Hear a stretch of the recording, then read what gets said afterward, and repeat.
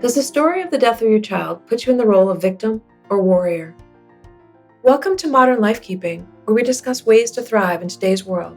I'm your host, Lori Cristine. The fourth and last episode of the series Living After the Death of a Child is for parents who are searching for answers, inspiration, and soul strategies to find the death of their child. Listen in now to find out how our stories can heal us. Everything in my life has made me who I am today. Each experience has brought me closer to where I want to be, shown me where I am, or where I can improve. It's not been a journey for the faint of heart, but a journey of experiences and lessons that allowed me to learn and grow. How can we really be living if we are not growing every single day in some way? Part of my journey was accepting that my life will go on after the death of my child, whether I like it or not, with or without me, as well as accepting my life as it is and not how I thought it should be. My life going on meant having a response to common questions such as, do you have children? And how many? These innocent questions can bring a grown woman to tears, and nobody wants to see that. Yet these questions are among the most common questions in our culture. These questions serve as a way to connect us with other parents and to share common experiences. But what happens when parts of our story are too difficult for us to tell, or when we don't know how to answer these questions anymore? How do we respond to questions about our life when our internal dialogue does not match our external dialogue? I gave birth to 2 children, and so I have 2 children, but one is here and one isn't. What if our story overwhelms others, evokes fear and or pity, or articulates our vulnerability in such a way that it makes others uncomfortable? These struggles are real if your child has died, or if you have experienced other significant trauma in your life. I have learned that people don't really want to know that the possibility of their child dying exists. It brings up their own fear of death, their own sense of mortality, the reality that life is not fair, the truth that any one of us could be gone in an instant, the unpredictability of life, the fear of how they would respond. Others are fascinated. After all, it is their worst nightmare that their child will die before them. They looked on in awe to see what the aftermath would reveal. When Keara was born with cancer, an onlooker said, I don't know how you get out of bed in the morning. I'd never even considered not getting out of bed in the morning. Who would visit Keara if I didn't get out of bed? This makes me want to talk about it even more. I want parents to see that death is part of life. Their life will go on even if their child dies. Sometimes I just need to talk about Keara to release the hurt and sadness that is built up. Sometimes I want to talk about her to keep her alive and to feel like she is still here. Sometimes I just want to talk about my beautiful daughter. Inevitably, people misunderstand my need to speak about my daughter. Assumptions are made, one-size-fits-all comments are spoken, and pity is given. I want people to understand that I just want to talk about her like any parent would. I want to brag about how great she is, how sweet she is, and how happy she is now that she is free from the struggles of human experience. I want people to hear about her struggles with cancer, how bravely she handled years of multiple doctor appointments. I want people to know what a loving daughter, sister, cousin, and friend she is. She can be all those things even if we don't recognize her in our physical world. I'm not stuck in the past. I'm not ridden with sadness. I'm not crying out for help. I'm simply storytelling. This desire to keep my daughter's spirit alive through story is generational. It is why we know anything about our family's history. Stories surround us. Humans have been engaged in storytelling for thousands of years. Stories help us to express ourselves, understand our experiences, communicate with others, and give us reference points to help our recall of past events. Stories surround us as we become the stories we tell.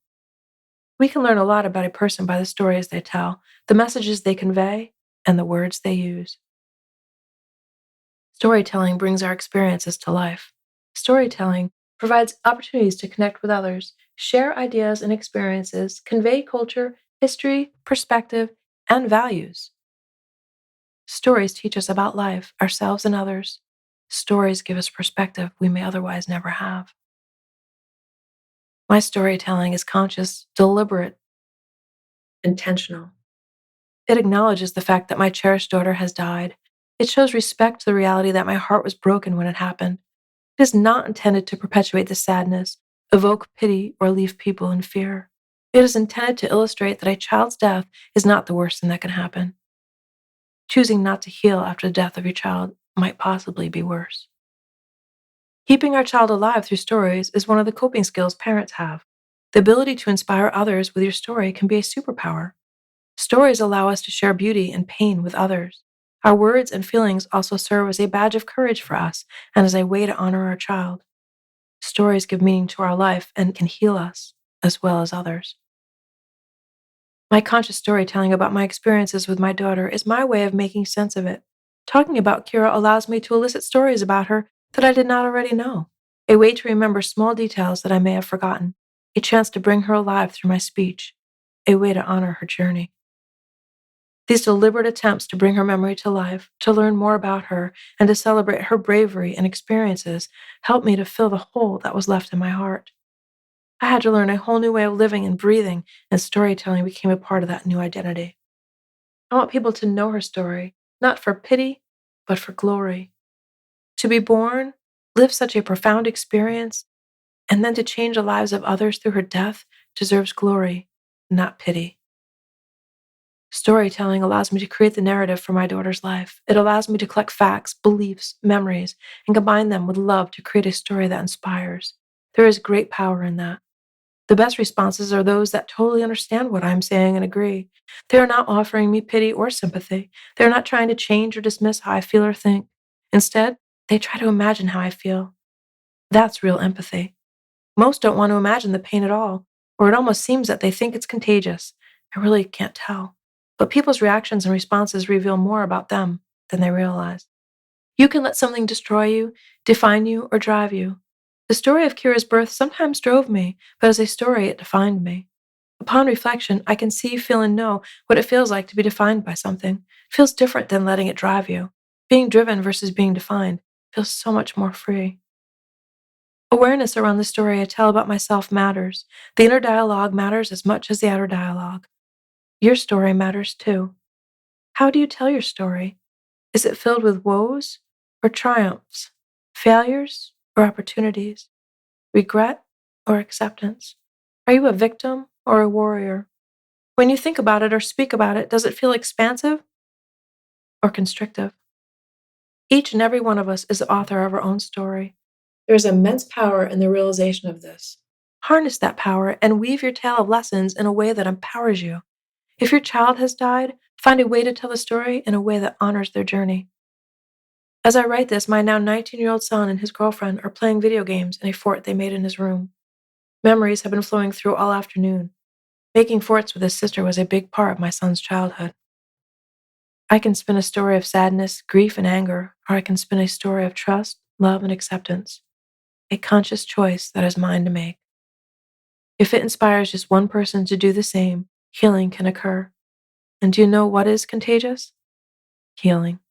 When we heal ourselves, we show it is possible to heal. Telling stories about our journey shows others how and where they can heal too. What better way to honor Keara than to inspire others to heal from grief through storytelling? Thank you for listening to this week's episode of Modern Life Keeping, brought to you by Keara Kisses. I invite you to consider your story and how it makes you feel, think, and speak. For more information, visit www.keara kisses.com. Until we meet again, keep wondering.